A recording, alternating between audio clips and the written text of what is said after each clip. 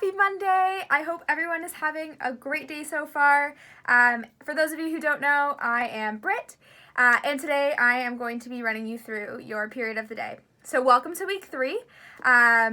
For today's period of the day, we're going to be doing some code names. So if you were at the senior beach bash on Friday, you'll already know how to play, so that's awesome. And for those of you who don't know, I'm going to teach you how to play, and I'm going to teach you how to make it at home, which is great. So it is a game that already exists.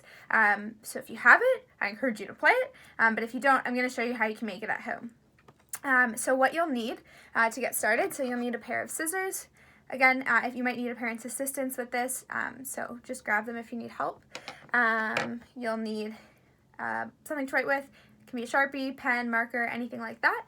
You'll need a white piece of paper, and you'll need some construction paper. So you can use like a brown color or gray color, and then blue, black, and red. Again, if you don't have these colors, you can replace them with colors that you do have. So you just want 4 different colors of construction paper and a white piece of paper. Okay, so let's get started. So I'll explain what you need to do, and then I'll explain the rules after. So to start, you're going to cut 1 square of your black or your equivalent, and it can just be about this size. So I just folded the paper in half to make 1/16, and that was the size I got. Then you're going to cut up the blue into 9 blue squares, and you're going to cut up the red into 9 red squares. What you're going to do with the 9th square of both the red and the blue is you're going to tape or glue them together so that one side is blue and one side is red. Okay. Then you're going to cut up 8 brown squares. Okay. And you're going to fold your white piece of paper into 1/16, and you're going to cut at least 25 squares. You can cut as many as you like because these are going to be the words on your board. So as many words as you want to make, you can cut squares, so it's completely up to you.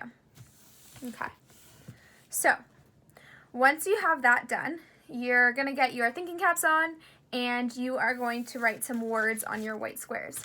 So I've already gone ahead and done this, so you can pick any words you want. Anything you can think of, you can write on your card. So I've written it in both directions. That way when we set up the card on the table, people sitting on either side will be able to see what it says. So you don't have to do this, but it just makes it easier. You can make your words camp themed. So I have one that says Milk Crate. I have one that says Twinkie Land. It's completely up to you. I encourage you to be as creative as you like. So just make a bunch of those, and just to save on paper, you can write on both sides. So I have fly on this side for this one, and I have chair on this side. So I've written on both sides of it. Okay. Finally, the last bit of your setup is you're going to make some cards like this. So all you have to do is draw a nice square here, and you're going to make it into a 5x5 grid. If you want to make it exactly like mine, my grid in here is 6 centimeters by 6 centimeters. And in your grid, you are going to color either 9 blue squares and 8 red squares, or 9 red squares and 8 blue squares. So there should always be one more of one of the colors, okay? So this one has 9 red squares, which is why I've put red markings on the outside, okay?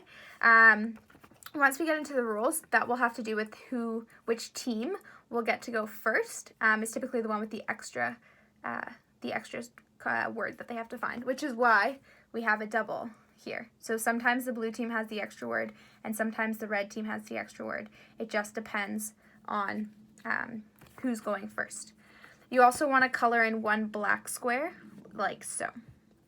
Okay, I've only made one of these. I encourage you to make a bunch of different ones. So my next one would probably have 9 blue squares on it, and you can make it into any pattern that you like. So yeah, I encourage you to do that. Okay, so go ahead, pause the video, make all those steps, and feel free to rewind to anything I said before if you're not sure about the setup.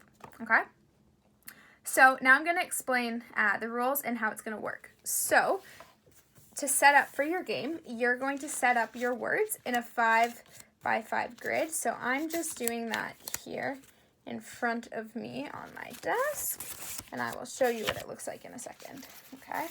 So we're setting up our words, and we're going to divide ourselves into 2 teams, okay? If you want, and if you only have one other person to play with, you can just together be one team, and they can just try and guess for you. But otherwise, split yourselves into a blue team and a red team. And one person on each team is going to be what we call the spy master. So what the spy master is going to do is the spy master is going to get to look at this code decoder here.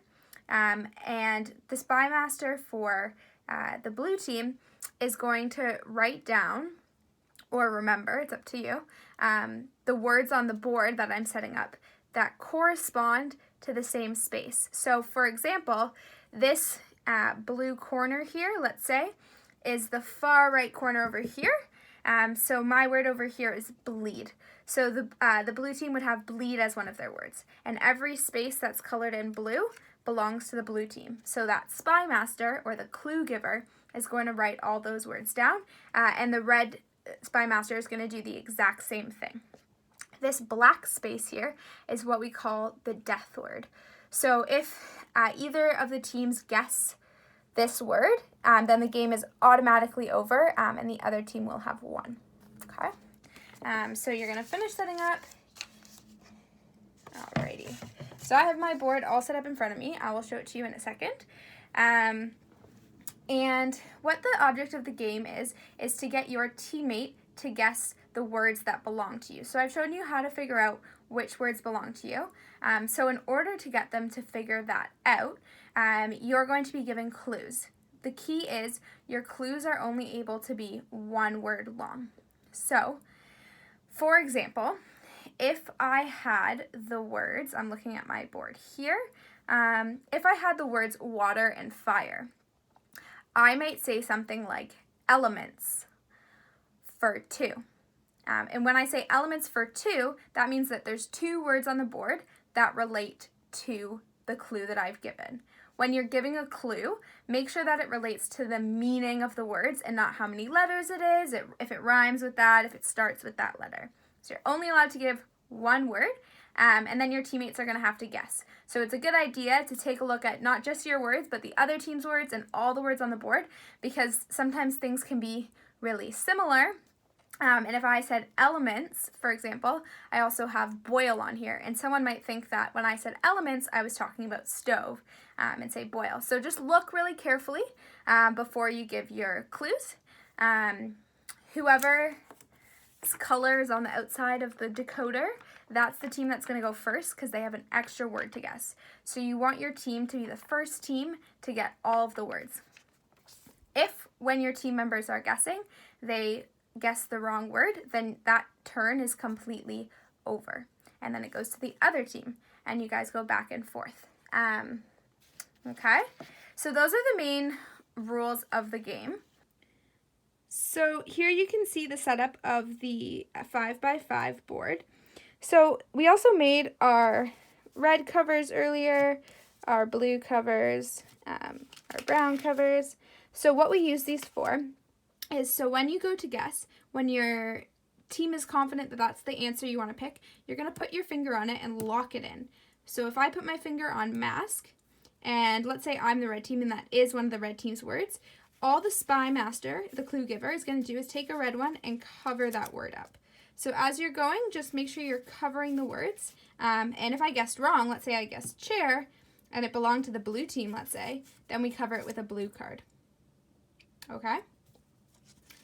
And if we guessed wrong, but it belongs to no one, so if it's one of those white squares on the card here, then we're just going to use our brown cover and cover the neutral word.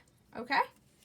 So the great thing is that you can play this game again and again and again because your word setup will always be different because you'll have lots of these, so different words will belong to different teams.